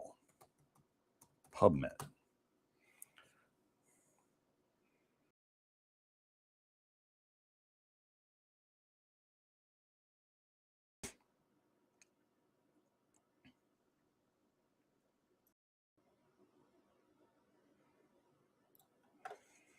Okay, that didn't take very long. So, alginate oligosaccharides, that's polysaccharide, improves lipid metabolism and inflammation by modulating gut microbiota in high-fat diet-fed mice. So, alginate acts as a prebiotic to your gut bacteria. It acts as basically a soluble fiber-ish. And what did they have here? Alginate oligosaccharide treatment improved lipid metabolism, such as reducing levels of triglyceride and low-density lipoprotein, LDL, the bad cholesterol, and inhibiting expression of lipogenesis genes. It reduced the levels of fasting blood glucose and increased the levels of serum insulin. Okay, so, and we got, it alleviates the metabolic metrics induced by a high-fat diet, and it helps normalize or regulate the gut biome. Okay, so pretty simply, sodium alginate, it's fine to use as a fiber, as a Now, what's the commonality? So I know Kelsey's going to mention flush niacin. I mean, there's a lot of stuff you could do for your mom instead of Crestor. How bad is it? I mean, I'll put it this way. My mom tried the doctors. My mom used to be very influenceable by doctors, and she would go into her doctor every year for her physical, and they'd say, "Oh, your cholesterol is too high." Her total was like 280, and you need to get on a statin. And back then it was Lipitor, right? So they put her on Lipitor, and she gets leg pain and weakness within like 2 days every time she took it. And one of the times she went back to the doctor, who put her on it again, even after she told him, she said, I don't want to take this because every time I get the leg pain and the leg weakness in like 2 days. And the doctor, you know what the doctor said to her? He said, well, that's not possible. It takes at least 2 weeks for that symptom to show up. Is that not the stupidest thing? Oh, your symptom came too quickly. It couldn't have been from the drug. Why are doctors such a joke these days? So anyway, I would suggest, so any of the things that we use that are binders, generally you could find research on any of the things that we use that are binders reducing cholesterol levels. Charcoal has research on it reducing cholesterol levels. I'm pretty positive that zeolite has research on it reducing cholesterol levels. We could probably, I think there's research on pectisol and apple pectin reducing cholesterol levels. We just saw research on alginate reducing cholesterol levels. High cholesterol levels are a toxicity marker. So if your mom is taking Crestor to treat high cholesterol levels, she is literally inhibiting detox in her liver and taking a pharmaceutical poison to do so. And then there's the flush niacin. Flush niacin is the most effective cholesterol drug ever. And you need flush niacin to make NAD to literally run detox pathways in your body. So flush niacin increases and gives your detox pathways the fuel they need to run, and then we see cholesterol go down. And the binders literally grab toxins out of your gut, so you poop them out, so you become less toxic, and then your body makes less cholesterol, because cholesterol is really an indirect marker of toxicity in the body. Low cholesterol in a sick person is bad. But high cholesterol is think of it this way: cholesterol and body fat, okay? People with unearned low cholesterol and underweight are in a worse condition than people who are overweight with high cholesterol. Does that mean either of those situations is good? No. I'm telling you, the situation is worse, more dire in people with unearned low cholesterol, as in they didn't detox to get low cholesterol. Their liver's just not making it, and who are underweight or who are underweight than people who are overweight. That's where they do the studies, and they're like, being overweight and having high cholesterol is good for you. And it's like, no, it's just not as bad for you. And pretty much they're going to say everybody's got high cholesterol. And so all of a sudden, everybody's okay when everybody's toxic. So there's that.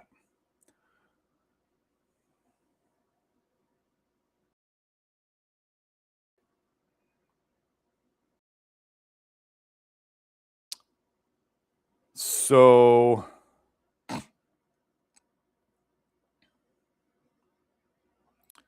Duke Nukem asks, any recommendations on a good brand for sodium alginate? I saw Modernist Pantry has food grade sodium alginate. I think food grade would be the minimum to do. Yeah, I would definitely do food grade. Although Modernist Pantry, I think, was the one who tried to say that they had either non-GMO MSG or organic MSG, and it's not true on their own Amazon page. So I don't know that everything modern. That has made me a little suspicious of Modernist Pantry's claims on things. So just saying, you may want to investigate the food grade claim by Modernist Pantry. That's all I'm saying. Okay.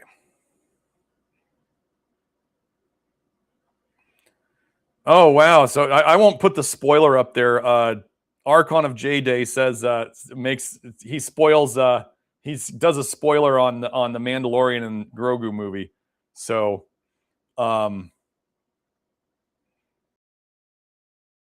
Lucas says, man, they destroyed all the best franchises like Star Wars, which used to inspire people how to be compassionate and forgiving, making it nuanced, gray, modern, whatever, soulless political brain rot. It's literally the GOY slop. Okay, go look up, what is it called? The Four Olds. Oh, wait, let me find them.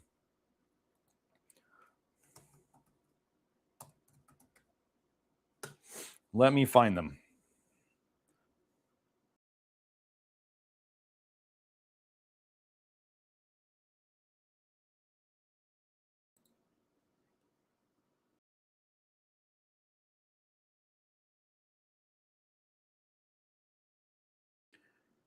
Here. There is a reason why they are destroying old franchises. And it's a playbook that has been used before. These are the four olds. Old ideas, old customs, old culture, old habits. The communists who rose up in the mid-20th century worked to eliminate these four olds in China. This is how you break a population. You eliminate their ties to their roots. You eliminate the four olds. A very liberalistic thing to do would be to destroy anything old. And everything has to be new and have no grounding in anything. That's how this was in that audio I mentioned earlier. Basically, he was describing how they were doing this. And that was their goal, to make people used to change. They want you to expect change to happen and not have any solid feeling of normalcy, so that they could pretty much change something one day and change it the next day. And you go, why? And they go, because we changed it. It's on purpose. Don't think it's an accident. Nothing coming out of entertainment is an accident.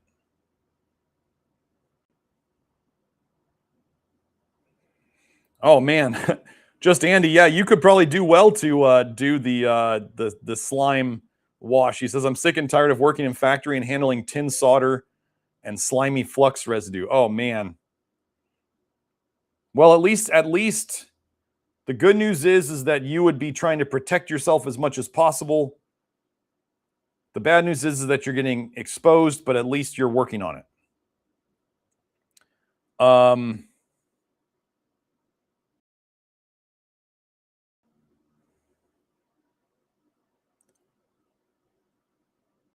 Okay. Just going down.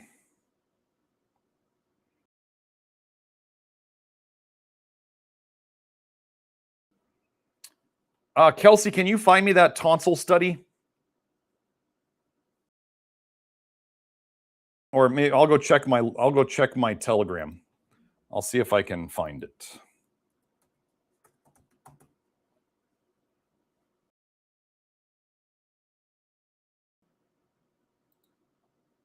Oh wait, Joe, are there super chats? Am I missing your?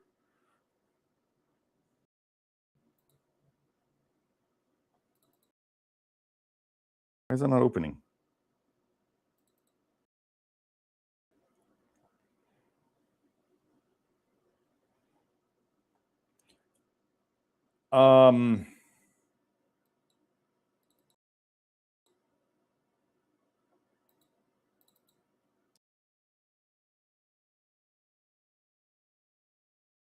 Well, Kelsey, if you can find that link, that would be great. Yeah, no more super chats, everybody. Let me go check and see if I missed any super chats that Joe sent me, because I might have missed them. No super chats. Okay, great. Yeah, so no more super chats. We're going to wrap this up pretty soon here. Let me see if I can find the paper, unless Kelsey found it. Awareness through movement says, I have burning acid in my nerves on this diet. Is that a sign of a backup? It means you have nickel in your nerves that's coming out. I would highly suggest you watch my episode on the nickel hair, blood, and urine tests, and where I talk about Pectaclear, and you get on some Pectaclear ASAP. If you're just doing the diet naked, as I call it, it's going to suck, especially if you have nickel coming out of your nerves. Yeah.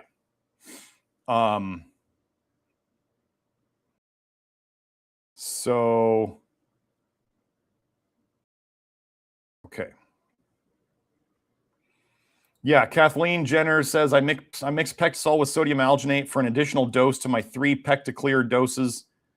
It just kind of balls up in water. No big deal. I just drink it fast. Well, Kathleen, you're more hardcore than most NPC Americans. So most NPC Americans are like, oh, it balled up. Oh, this is gross. Oh God, I don't want to do it. Oh, my kids look at my detox sludge and they're like, Dad, how do you drink that? And I'm like, it doesn't taste like anything. I just drink it. Like, people are such wusses these days. They're absolute wusses. And I'm not saying to do things that hurt you or that are painful. I'm saying that even when there are good things to do, people are absolute babies these days. It's embarrassing. So yeah, the balling up for you and I, Kathleen, like if we were like, so it balled up a little bit. You just swallow it. It's kind of like globs, like big deal. But other people, in terms of a large scale product development, people won't deal with that at all. They'll be like, oh, it balled up in my water. I don't want to drink this. Can I get a refund? I don't like it.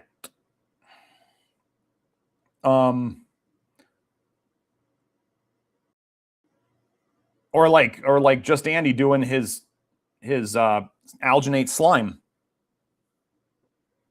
Oh, it feels gross. Oh my goodness. It feels so gross. So, okay, JG Hemcrete just was talking about the relationships. He says, I'm a bit behind in the stream, but yes, Doc, there's lots of things messing with both my and my family's relationships right now. Maybe extra EMF, but in my opinion, probably demons that need rebuking. Who knows? I don't know.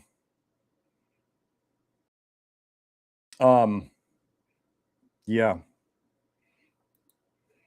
Soil Food Web Warrior says, my tonsils have become inflamed and swollen recently, maybe 2 weeks now into the low nickel diet. Not that big of a deal yet. Okay, so now I'm going to go find the tonsil paper. This is going to be the last thing I go over. Joe, if Kelsey posts the tonsil paper, just let me know. Let me see.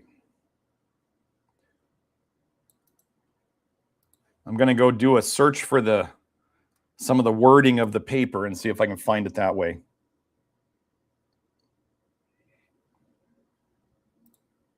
I think I got it.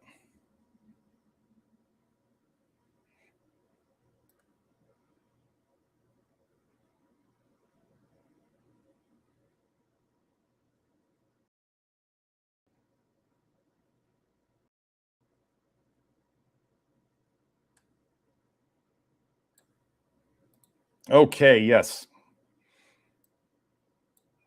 So thank you for the paper, Kelsey. I'll share this, and this will be the last thing we go over today. Okay, the American Journal of Industrial Medicine. Nickel concentrations in human tissues and gallbladder bile were determined by analysis of post-mortem, so after they had died, specimens from 10 consecutive autopsies of adult persons. Yep. Pay attention here. For those of you who have thyroid and adrenal issues, we've probably solved that problem too. In decreasing order of mean nickel concentrations, so that means the highest one is first. Lung, thyroid, adrenals. Gosh, I have hypothyroidism. Gosh, I have adrenal fatigue. Oh gosh. They're full of nickel, like literally full of nickel. Then kidneys, then heart, liver, brain, spleen, and pancreas. 5 specimens of gallbladder bile. It was 2.3 times or plus or minus 0.8 micrograms per liter. Let's look at what they said. These data furnish reference values for use in evaluating tissue nickel concentrations in persons with occupational exposures to nickel.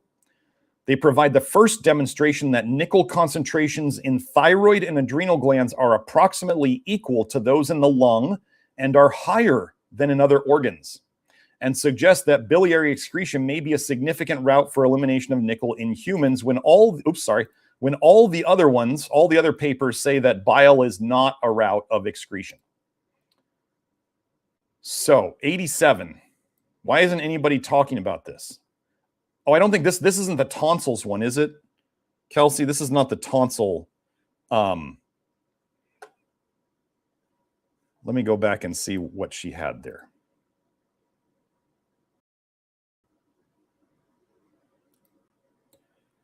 Oh gosh, it's not letting me copy the file name. Let me see if I can get it this way.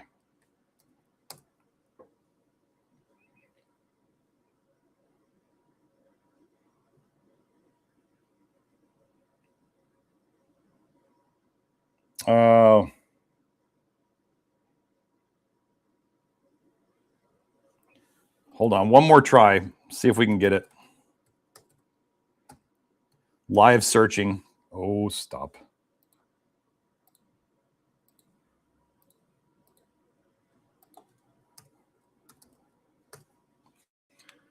Sorry, I know it's dead air right now, but I'm just trying to find this one paper when it shows how much nickel is in the tonsils. And what do you know, my son, we eventually got his tonsils out because I got them better for a bit, but they swelled back up again. And I just decided that back then I was like, I wasn't going to be able to keep up with it. And so we got them removed. And I want you to think about this, folks. If you're out there trying to figure out tonsils and adenoids for your children, I'm not going to be able to find this paper. Kelsey, maybe we'll do this on the next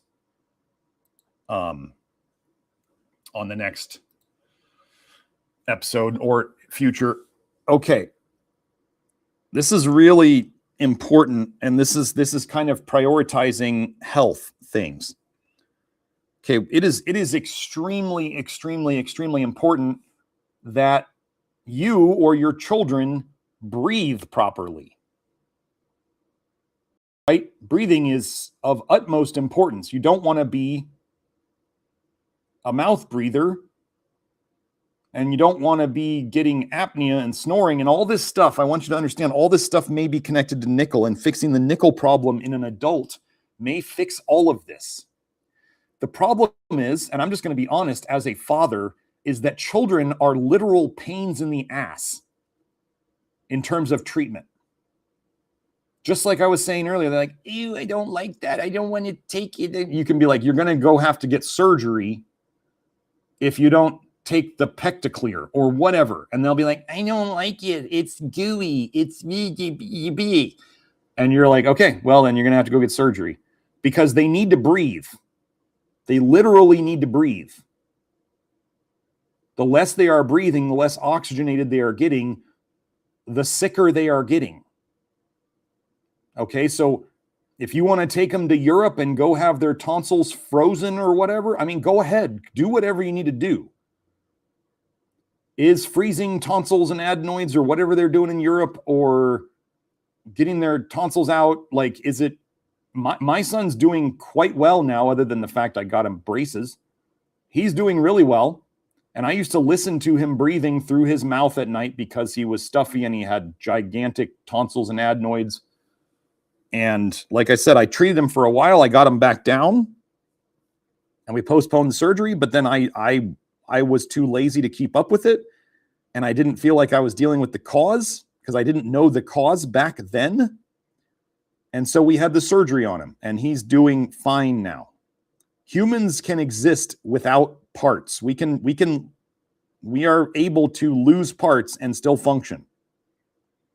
It's not optimal. I'm not going to say it's optimal, but you only get to develop once. And not breathing well during development would be a bad thing. So I'm saying this both for my history and for Kelsey's kids and for anyone else out there who is torn about getting tonsils and adenoid surgery when, let's say, you have kids who are a challenge or difficult to get them to do what they need to do. Now that you might know what to do from listening to this, but you can't get them to do it, I honestly don't think, I think it's better to be breathing than to worry about some little immune tissue in the top of your throat. I am a practical man. Too many people out there are into the word optimal and optimization and bio-crapping and all that stuff. Biohacking is against the body's nature, by the way. So you will never hear me talk about biohacking. Biohacking means people are lazy and they're trying to do stuff to get around doing the right thing. That's exactly what biohacking means to me. So, but yeah, so he was saying his tonsils became inflamed and swollen recently. That's likely nickel coming out of your tonsils. It should go down. You may want to, you could do something like gargling with the Pectisol. You could gargle with sodium alginate that's kind of very diluted, I guess, or apple pectin. Yeah. Okay. Kelsey said her son had some serious tonsil enlargement after removing some of his nickel foods like organic peanut butter. Yeah, this is the root cause. This is it, folks. So if you had to have your tonsils out as a kid, you're nickel toxic. You have been since then, at the very least.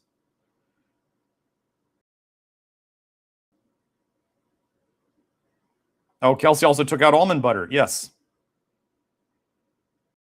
Okay, I'm going to answer this question. Kelsey's not here, but Brady Neeson asks, how much and how often for niacin? I've heard you say you don't underestimate the effects of 25 milligrams, but is there a goal to reach? No. There is not a goal to reach. That is like optimal type thinking, which is not, it doesn't exist. So the research shows that like 25 milligrams of flesh niacin can and does do amazing things. So we know that. We know that just that little bit of boost of fuel to run your body's detox systems does a lot. Now, in the research, if somebody wanted to, like, okay, so let's go over doses. High-end doses for schizophrenia is like 3 grams, 3,000 milligrams to 5,000 milligrams a day. They literally worked on getting schizophrenia to go away with doses like that. Okay? So is that optimal or is that necessary for relatively normal, just like unwell people? Probably not. The cholesterol doses, the typical doses of the sustained release pharmaceutical stuff for cholesterol treatment was about 1,500 milligrams a day. Okay. So does somebody have to take that much to lower their cholesterol? Not at all. Might they get faster results if somebody had to do a blood test for life insurance and their cholesterol was high and they want to hammer the flush niacin for a specific purpose? Sure, great. Or let's say like those drug tests that you can buy at the smoke shop that are full of flush niacin. That is the main ingredient in them that does the work, just so you know. The drug test urine kits, the main ingredient that does the work in those is the flush niacin. All the other B vitamins in there are like a joke It's the flush niacin that does the work. I was reading a story online. I think it was on Reddit, but they were saying that a guy on one of the athletic teams in a high school, he smoked a bunch of weed, and the high school was trying to catch the drug users like this guy. And so they started instituting drug tests every week. And this guy knew about flush niacin, and he would just do flush niacin the day before the test or whatever, just a high dose. And he never got nailed on the test. And then other people started learning about it, and they started doing it. And eventually the school gave up on testing them because they couldn't catch anybody, because the niacin de-drugged their urine so well. Because all they got to do is change the structure of the cannabinoid metabolites so it's not what they look for in the urine. That's all they have. That's the thing about testing, like, right? So when they do vitamin A testing, if they only test for retinol and they don't test for retinaldehyde or retinoic acid, there can literally still be vitamin A in that stuff, but they're not seeing it because they're not testing it. So that's the limitations of chemistry and science and nutritional science. And this is where they could accidentally miss something, or where they could purposely miss something. Like in the rat chow casein, where they say it's vitamin free, and all they did was treat it with heat and alcohol. And they're like, oh yeah, all the retinol's out of it, but who knows how much retinaldehyde and retinoic acid is still here. Oh man.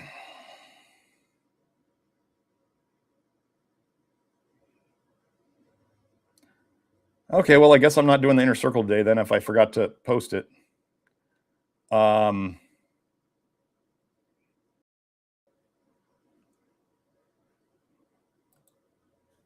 Sarah Wilson, we're gonna wrap this up right here. Sarah Wilson says, is olive oil good for liver detoxing? Thank you. Oils don't detox anything. This is a very important concept. Oils do not detox anything. If you could find me research showing that oils detox, that they literally increase the excretion of toxins from the body, I would love to see it. What oils are very good at doing is binding toxins and storing them in your liver by fatty acid esters. So the body will take fat soluble, aka fat storable toxins, and bind them to fatty acid esters, and that is how we store them. So if anything, like, you've heard of fat soluble toxins, right? Just think of them as fat storable toxins. So if you're eating tallow, and we know that cows, when they encounter fat soluble toxins in their environment, store them in their fat. When you are eating animal fat, you are literally eating animal fat storable toxin tissue. We store fat soluble toxins in fat, with fat, bound to fat. So if anything, increased fats in the diet would tend to make us more toxic. They do not detox anything. Now, I'm not saying people have to eat no fat, but I am saying that people who are trying to eat tons of fat, oh, and then their gallbladder goes bad, or there's a reason for it. So no, we do not push fats with any idea of detox, because there's no logic that they detox anything, and there's no evidence that I know of that they detox anything. So, okay, so we're gonna wrap it up. Let me get. Thank you all for coming. Yeah, I don't know if there's going to be an inner circle today, Kathleen, because I didn't post anything, so people didn't get to post their questions. Oh man. Anyway, it was a heck of a week. So, yeah, let me get Joe, where do I find these again? Where was it? It was under, oh man. Over on the right, there's the text. Oh, that's okay. Great. Got it. Sorry, I was confusing that with another online program. Okay, so here we go. Wait, why didn't it show it? Hold on. You may have to push it twice, a second time, because one No, I toggles gotta it on. I gotta take off the chat that is highlighted. Gotcha. Yes, that's it. I could see it. I'll get the chat. You go to the text. There we go. Okay, there it is. Got it. Okay, so if you're watching this, you're probably watching this here on YouTube. This is our YouTube channel, youtube.com/nutrition detective. This is where if you want to see the live streams, you want to hit the live tab. If you want to see the videos we've done, which is sometimes some of the live streams that we've had to repost because we had to edit them because we said naughty things, that you'll find on the videos tab. So anyway, that's this. Thank you all for joining us here today. And then now we've got, there's my Twitter if you ever want to find that. If you want to find the unedited videos and the one video that was taken down permanently from our channel on YouTube, then you can go to Rumble, and that is where you can find us on Rumble. There's us on Facebook, the.real nutrition detective. Then we've got, let's see, that's our Instagram. If you want to find the same address, like I said, Instagram is brain rot poison. So if you don't find, if you're gonna be on Instagram anyway, subscribe. But if you're not, then I commend that too. Our main website, nutritiondetective.com. This is where you can find our consultations with Nathan and Kelsey, where we do the blood and hair testing. You can order other testing. We have our line of supplements there to help with this stuff, and I'm working on getting more stuff. We're working on getting better international shipping rates and better shipping rates for everybody. And we should be, Julie will be back in the office shipping everything to you guys within, I think, the next day or two. I forget, but we took a Memorial Day break. So if you are waiting on things to be shipped, we tried to let everybody know through our newsletter and through my last live stream. Julie took a break and she's shipping out stuff when she gets back, which, like I said, is a day or two. I forget which one. Anyway, okay, so then we have, if you want to watch the videos on, like, if you were confused about the nickel and the bile and all that stuff and the recirculation, you'd want to watch the videos, the video series that I did with Beth on toxic bile paradigm. We used to call it toxic bile theory. That is episodes 231 through 233. And that's where we cover all of that in great detail. And yes, as you saw earlier in papers we went over here, nickel is stored in the liver. And if things are stored in the liver, they come out through the bile. And that is a major route of detox. Or if you're not getting rid of it well, you're reabsorbing it. And that is a big cause of your health issues. If you want to get into the Love Your Liver program, this is my life's work. This is a private network where the whole Love Your Liver program is located. And there's also, you can talk with others who are on this same journey with you, in a place where we don't tolerate trolls and nasty people who just want to cause trouble, or as they say, they just want to watch the world burn. They can go somewhere else and continue suffering while they talk badly about everybody else. Those people are just not going to get help. If you wanted to sign up for our email newsletter, this is the website to go to. It's also on our main website, but madnessofmodernnutrition.com is how you can sign up and get, I think, the PDF of the emails. Well, it used to be emails. Now I believe it's a PDF. So there's that. If you wanted to look into our supplements, this is our basic shop. However, if you are a member of the Love Your Liver program, you get access to the VIP store where you get automatic discounts on all the supplements we sell. Since I talked about it earlier in the show, the Homa Chef, HOMI Chef, the nickel-free cookware, if you want to do that, that's not an affiliate link. If you saw me highlighting studies during this show, which I did, if you wanted to find the abstracts and the highlights of stuff I've covered, you can go to that link. And what you do is you just type in, those are all the studies that I've highlighted. So if you go on that page and you type in nickel, you will find every single paper that had the word nickel in the stuff I highlighted. So yeah, that's the last one I did about the adrenals and the thyroid. So you can go and check that out. And there's all those papers. Let's see. Well, let's just cover a couple of things I wanted to go over. Well, that's it. That's enough. That's enough. I'm done. Okay. So let me find that. We're going to wrap it up now. I am Dr. Garrett Smith, also known as the Nutrition Detective around these here YouTube parts. And this was, Joe, I don't know if you have that. This is episode number 252, where I was just going over some more interesting nickel toxicity papers. And we did a testimonial of restless leg syndrome and gallbladder. And we did some live chat Q&A. So I will be back with the pathogens, how pathogens love nickel, next week. And then we'll hit on how nickel slows down basically all of your detox systems the week after that. So almost a promise, not quite promising because life happens, but that's pretty much when I say I plan to do something, you can be pretty sure I'm going to do it. I just had to push it back a week. So hope you all enjoyed that. I will see you all next week. Have a good week. Bye now.